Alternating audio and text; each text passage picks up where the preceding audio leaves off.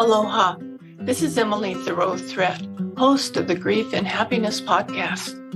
Every Friday, I share with you my love notes, giving you a little something to think about as you navigate through your grief journey, finding happiness expanding along your way. And every Tuesday, I post my regular podcast sharing wonderful conversations with people you can relate to and who offer you encouraging ideas and helpful inspiration.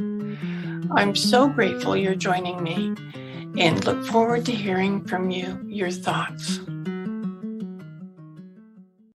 Aloha, welcome to today's podcast, Focus on Joy. I can hear you now. I'm grieving. There's no joy in my life. I can understand you feeling that way, but that's not how you have to feel. Right now, our country and actually the world is dealing with fear, despair, disease, and confusion. Where's the joy there? We may have seemed to hit bottom, but we don't have to stay there. The more we surround ourselves with the bad news, the more overwhelming it becomes. And the good news is you are in control of what you focus on. Today, right now, let's focus on what's good in your life. Give your attention to that, and not only to that all day. No news, no TV, no newspapers, no negative conversations. This is easier than you think. Turn on some great music that makes you feel good instead of the TV. Smile at anyone who starts a negative conversation and say, how about we talk about something that makes you happy today?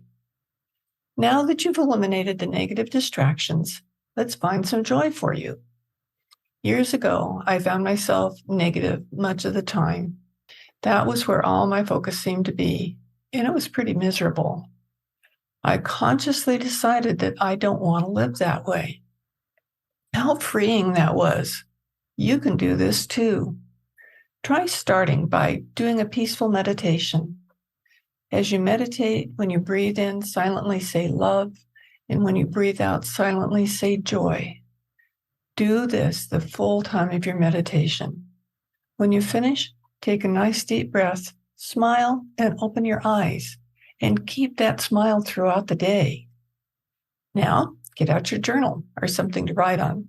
Set a timer for 10 minutes and start writing everything in your life that has brought you joy. Don't stop to think about it, just write. Write anything and everything that comes to you. Don't worry about spelling. Keep writing without pausing to think. Here's the start of my list as an idea. When Ron first kissed me, when I bought my first home, my children, my house I love now on Maui, living on Maui, the dog I had as a child, Taffy, my friends, tamale pie, the birds that sing in my yard, sunsets, toddlers laughing, puppies, walking on the beach, marrying Jacques, marrying Ron, writing each of my books, teaching others to write, setting my intentions in a group, jazz, Baroque music, reading, writing. I could go on for pages. You may find when the timer goes off, you want to write more because it feels so good to focus on all those wonderful things. Keep writing for as long as you want to. And if you only write a couple of things, focus on them.